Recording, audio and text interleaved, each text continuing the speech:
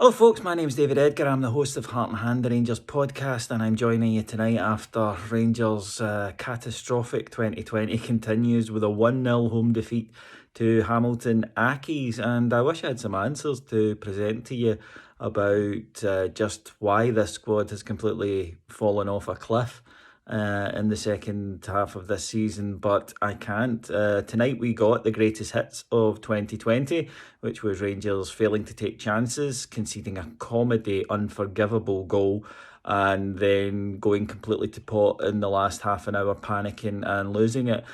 Rangers panicked at home to Hamilton Accies, bottom of the league Hamilton Accies, who they had beaten 4-1 the month before. Even during that terrible run of form, they'd beaten comfortably. I don't know how many times the manager is going to watch certain players go out there and badly let them down and persevere with them.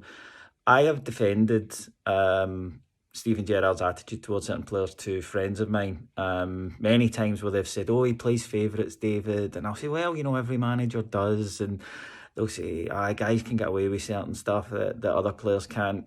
And when you see tonight the likes of Tavernier and Goldson playing like that, in Goldson's case, if Niko Katic had made that mistake tonight, then the manager would have absolutely annihilated him afterwards in the press.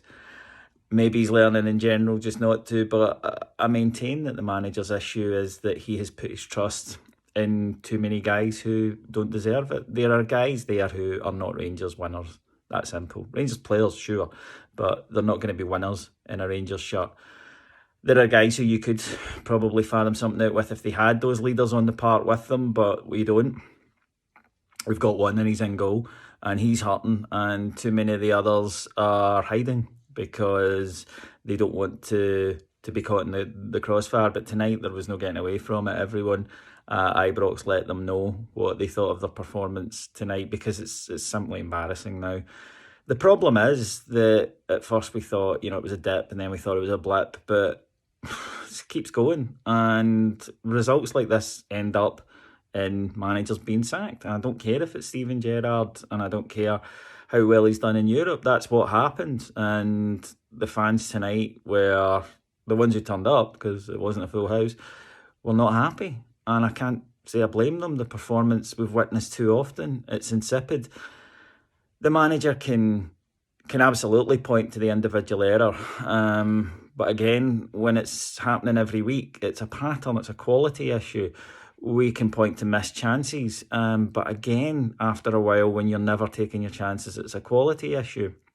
And Rangers should be beating Hamilton Accies at home. It's that simple. That's no disrespect to Hamilton. I think they would acknowledge that themselves. All they had to do was work hard, keep their shape, and then when their opportunity came, they took it. And then at the end, Rangers brought on players forwards. That never works, but yet we tried it. And again, this constant getting the ball wide and trying to cross it in, it doesn't work. It never works.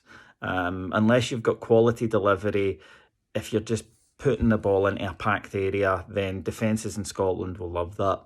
This is a team that's built for Europe. It's not built to succeed domestically, unfortunately, because quite often our games, if you like, degenerate into basically a fight with a round thing involved. And successful Rangers teams are good at it, much as it pains me to say it. The team across the city are good at it, that they will fight and stay in the battle, and then their quality will come through. That's what you need to do. This Rangers team, unfortunately, too often aren't prepared to stay in the fight, and they seem to shrink. And Rangers teams who do that don't win trophies. Unless this gets arrested soon, then this season could peter into an absolute disaster, because there's very little left to play for. There's Europe, but we're now getting to the stage of these players are playing for the future and the manager's future. And how unbelievable did that statement look at the end of December? But that's how quickly things have changed. We go to Ross County on Sunday. They are really going to be fancying their chances. And well, we can ask our players to stand up and be counted, but they spoke a good game in the press this week after the manager's comments on Saturday, and then they didn't deliver. And I understand the frustration among the support tonight, because this is not good enough. And I think that we've been here before with Warburton, Kashinya, Murty, whoever, when their players simply stop playing for them. My concern is, okay, if you're one of the people who say, we'll sack the manager, we could sack the manager, but a lot of those players are going to be here. They've got rid of previous managers. Who's to say they won't get rid of the next one? There are guys who've been at Rangers now for too long and they've not achieved anything and they're not going to, and it's time to show them the door this summer. Till the end of the season, I don't know. Possibly the manager should look at maybe just picking the ones that he intends to keep for next season and playing some of the younger players or some of the fringe players. But, with young players, when you bring them in, you want those experienced leaders to be there to guide them through. And do we have that? I don't know.